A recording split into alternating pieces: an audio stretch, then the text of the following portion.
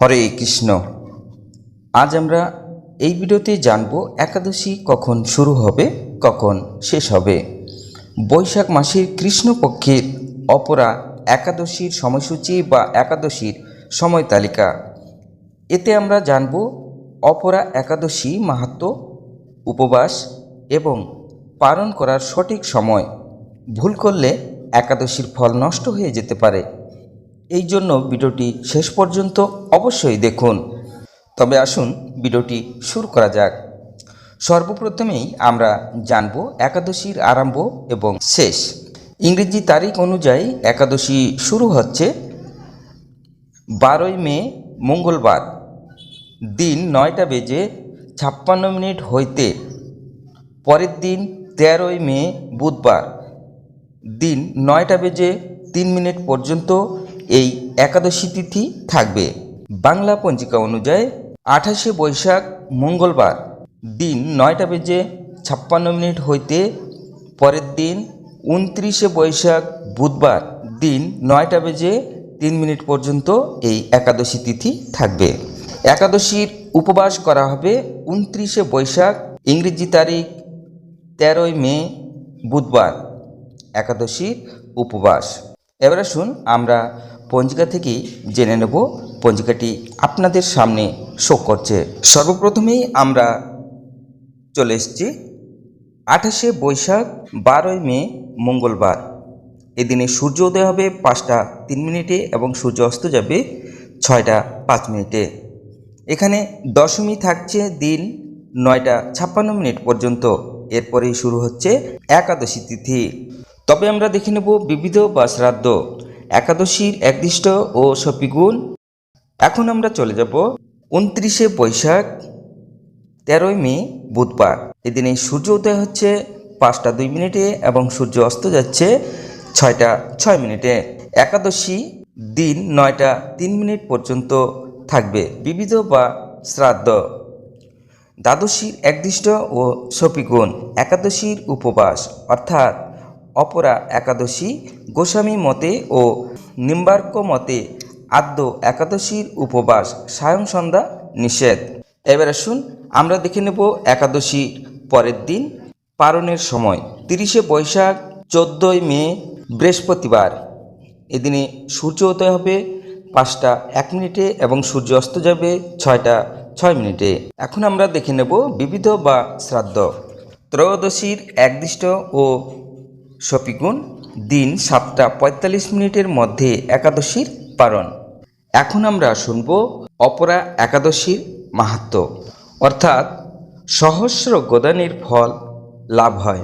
ব্রহ্মাণ্ড পুরাণে এই ব্রত মাহাত্ম্য বর্ণনা করা হয়েছে।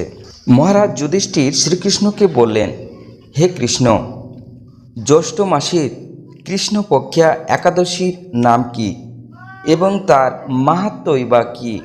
আমি শুনতে ইচ্ছা করি। আপনি অনুগ্রহ করে তা বর্ণনা করুন।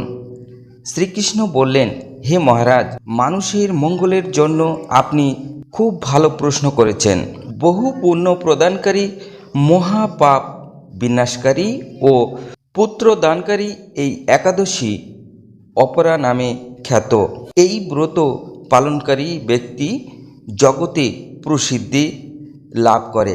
ব্রহ্মা হত্যা, গোহত্যা, ভ্রূণ হত্যা, পরনিন্দা, পর স্ত্রীগমন, মিথ্যা ভাষণ প্রভৃতি গুরুতর পাপ এই ব্রত পালনে নষ্ট হয়ে যায়।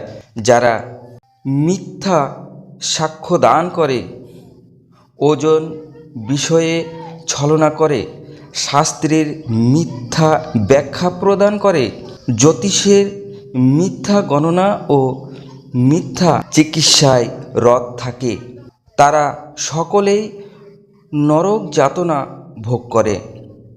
এই সমস্ত ব্যক্তিরাও যদি এই ব্রত পালন করে তবে তারা সমস্ত পাপ থেকে মুক্ত হয়। ক্ষত্রিয় যদি স্বধর্ম ত্যাগ করে, যুদ্ধক্ষেত্র থেকে পালিয়ে যায়, তবে সে ঘোরতর নরকগামী হয়। কিন্তু সেই এই ব্রত পালনে মুক্ত হয়ে স্বর্গগতি লাভ করে। মকর রাশিতে সূর্য অবস্থানকালে মাঘ মাসে প্রয়াগ স্নানে যে ফল লাভ হয়, শিবরাত্রিতে কাশীধামে উপবাস করলে যে পুণ্য হয়, গয়াধামে বিষ্ণু পদপদ্মে পিণ্ডদানে সেই ফল পাওয়া যায়। সিংহ রাশিতে বৃহস্পতির অবস্থানে গৌতমী নদীতে স্নানে, কুম্ভে কেদারনাথ দর্শনে, বদ্রীনাথ আশ্রম যাত্রায়, এই বদ্রীনাথ নারায়ণ সেবায়, সূর্যগ্রহণে, কুরুক্ষেত্রে স্থানে, হাতি ঘোড়া স্বর্ণদানে এবং দক্ষিণাসহ যজ্ঞ সম্পাদনে যে ফল লাভ হয়, এই ব্রত পালন করলে অনায়াসে সেই সকল ফল লাভ হয়ে থাকে। এই অপরাব্রত পাপরূপ বৃক্ষের কুঠার স্বরূপ, পাপরূপ কাঠের দাবাগির মতো পাপরূপ, অন্ধকারের সূর্য দৃশ্য এবং পাপ হস্তির সিংহ স্বরূপ। এই ব্রত পালন না করে যে ব্যক্তি জীবন ধারণ করে জলের বুদবুদের মতো, তাদের জন্ম মৃত্যুই কেবল সার হয়। অপরা একাদশীতে উপবাস করে বিষ্ণু পূজা করলে সর্বপাপ মুক্ত হয়ে বিষ্ণু লোকে গতি হয়।